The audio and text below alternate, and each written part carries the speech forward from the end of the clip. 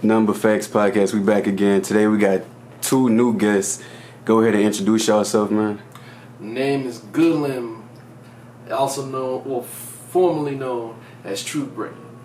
And this is my co-owner of producer J Steve. J Steve. So where y'all from, man? Well, I'm born and raised originally in Lake Charles, but reside now in Lafayette. And I'm from Lafayette. You from Lafayette? And all that. How is Lake Charles? I passed through that a few times. I just go over the little, on the interstate. Lake Charles is a little different now than I would say it was before when I was growing up, but it's a homey town. It's a homey town. But like some people like to call it like a retirement type. It do give those vibes. Yeah. So Lake Charles, it's really like that kind of vibe. But it's always where the heart is. Yeah. Meanwhile, Lafayette try too hard for real. I ain't gonna front you. Say try too hard? They try too hard. They bring everything from everywhere, bro, and I love it. But at the same time, that stuff can get hectic, bro. Hell yeah. They got like 5-6 different hoods while all being around the suburbs. Like really? You just never know. I never really been around Lafayette either. I've been around UL a few times. Not like Lafayette. It's been real, and it's real chill because like in some parts it'll get like all nice all along this road, and then out of nowhere that you got the slums. Damn near, like you know what I mean. Damn. And it should look nice on camera, but man, bro, it's like every city really. Yeah, different levels. It's just like you just never know, and it's good. It's good to look at, bro. It's good to look at because it really just kind of shows people where you come from. You know what I'm saying? So if you start off from here and you get high up in the city, you end up moving into some place better. You kind of stepping your game up from shit. Right. Yeah. So what inspired you to make music? Well, I've been in music ever since I can remember. Used to sing in churches and all kinds of shit, but I never really found my pocket for like getting really passionate into the music until I started finding outlets. I never really had any place that I could go and try to record, so I would make stuff trying to work with my phone. I would make stuff trying to work with this computer laptop mic that I would have attached to the headphones. And I know a lot of people that started like that, man. Yeah, bro. Shit was rough. And I had nowhere else that I could put it out, so I was just tossing in CDs left, right, and center, trying to get that shit hustling the way it was, because I thought CDs was still the hot shit at the time. I didn't know Spotify came around and wiped them off the face of the earth. Late for real shit. Or yeah, you're right. Like late, like the late, early 2010s. Yeah, 2010. Say like around 2012, 2013 type shit. Yeah. It wasn't until 2013 when I really started getting in the pocket of getting my own equipment together, getting everything straight with my digital audio workstation or DAW for people that know what I'm talking about, that stuff you record with. And it wasn't until like 2015 we actually started getting that shit sounding clean, clear, crisp and all that, because it used to sound like my boys used to call it like the ear rape era back in 2012, because that shit was crazy, bro. That shit was crazy, bro. Because I imagine all that music and all that stuff coming out of your phone while you trying to sing over that, and all that's being recorded underneath that one. That shit. I actually, when I recorded music for the first time, I had it was a little Apple laptop over there, and we hooked up my iPhone earphones to it. We were rapping to like the earphone. You did that before? Yes, sir. Shit sounded horrible. People in jail make better music than that. But what about you, man? What got you into engineering and producing? Well, I've been in music since I'm 35 now. So I've been in music since I was 10. I mean, I was in band, all that stuff. You played the drums and stuff? Yeah, I was a drum. I played. I don't know why I just assumed it was the drums. Yeah, played drums. So music was always there. Played drums in church and all that. Yep. But I always had a thing, like, I always looked deeper into the music. I never actually that always how I was. I didn't just listen to music. I used to listen to the sounds, like the hi-hats, like the kicks, like when the kicks came and stuff. Yeah. So I guess I kind of listened to it a little differently than like probably what your average person would do. So I kind of, that's what intrigued me. So I think around 2000, when I moved to Lafayette, came to college. When I went to Lafayette, 05. Got me an apartment like in 07. And me and a guy that I grew up with in Lake Charles, we used to rap. We used to, like, do some rap. We used to find YouTube videos. We used to find a YouTube instrumental, and we used to write stuff to it and write, and rap to it. And we'll be on the phone. He'll be over there. He wouldn't always be able to come down here. So he'll be like, man, I got this YouTube instrumental, man. Write something to this, Yeah, so I write to it. He'll write to it. We'll just like rap our lyrics to it, this and that. And we'll go some places and rap to it. But then it came to a point where he'll find an instrumental and I didn't really care for it, and he'll start writing to it, or I found an instrumental and he didn't care for it. So I got to a point I said, you know what? Why do we got to keep finding YouTube instrumentals? Right. I don't make my own beats. Right.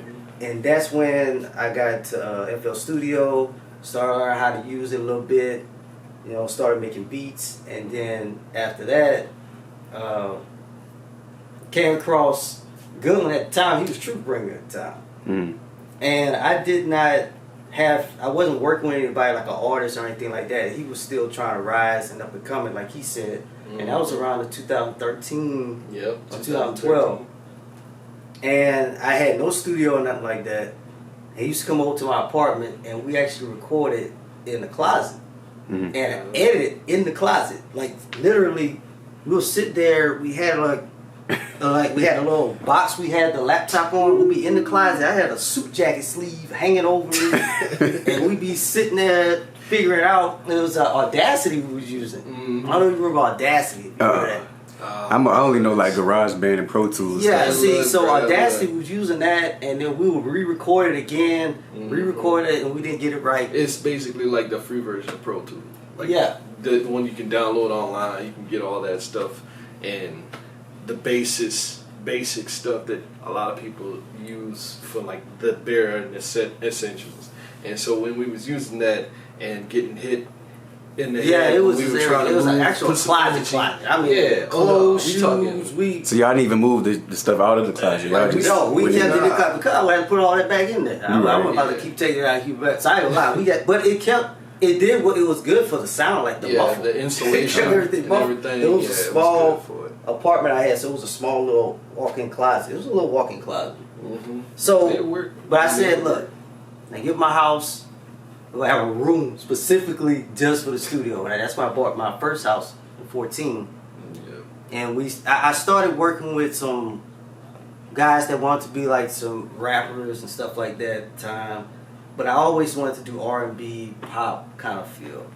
Right. And that's what kind of got me going to it. Then as time went, I wanted to work with more artists. I would hear artists with sounds or certain beats, and I'd be like, man, if they had the right sound behind them, man, they'll sound real good. They sound good, but the beat just don't fit with them. And if I could just get a beat with them or the right sound, and that's what got me more and more into producing and stuff like that. So what are some artists that really inspired y'all coming up?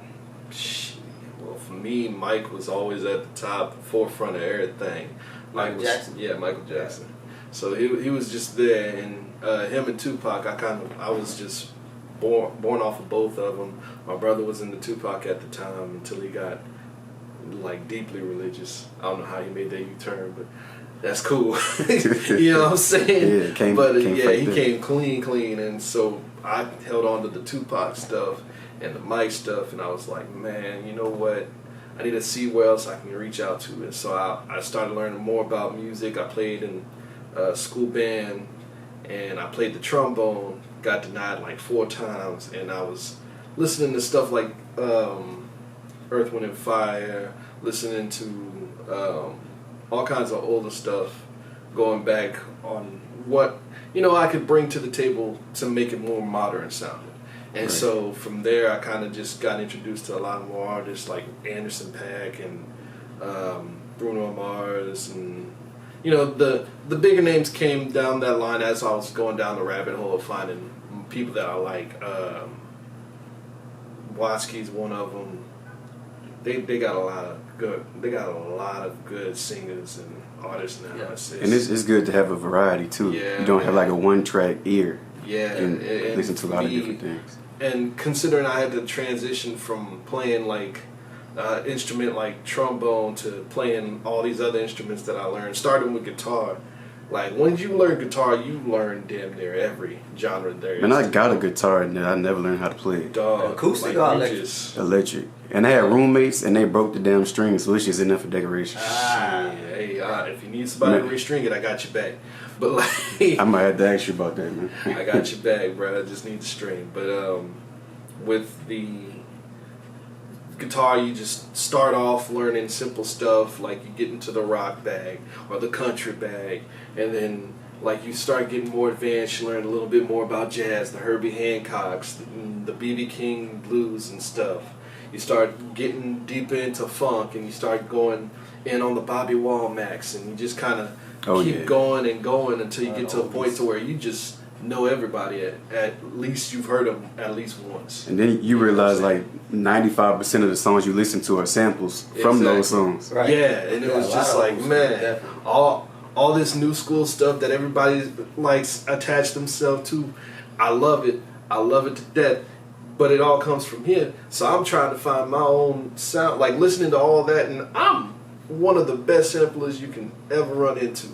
But it's more challenging, and I find that exciting. It's more challenging for me to find a original sound rather than to stay and sampling and get people's ear in that way. I want to find that original sound that people don't necessarily have, Right. and find my own little pocket.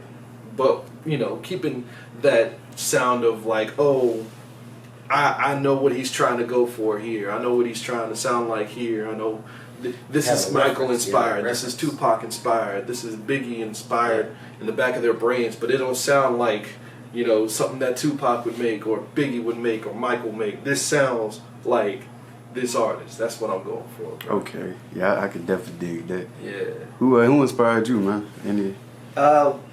I would say there's 3 people I use differently. Mike Will made it. Mm-hmm. I like the way he uses the beats, how he alternates with his beats. The detail of it. Producer Detail. Detail. What? I'm a big fan of how he uses hi-hats. So a combination of those two, of how they go about how they do their beats and everything like that, and their sound and how they bring out what they bring out in the music. I love especially Detail. Just everything about the beats he does. And then there's P. Diddy. P. Diddy? P. Diddy, not necessarily and not necessarily. and what this is what I mean. More as the producer side of what he brings out, how he brings the best out of his artists, and I mean how he produces.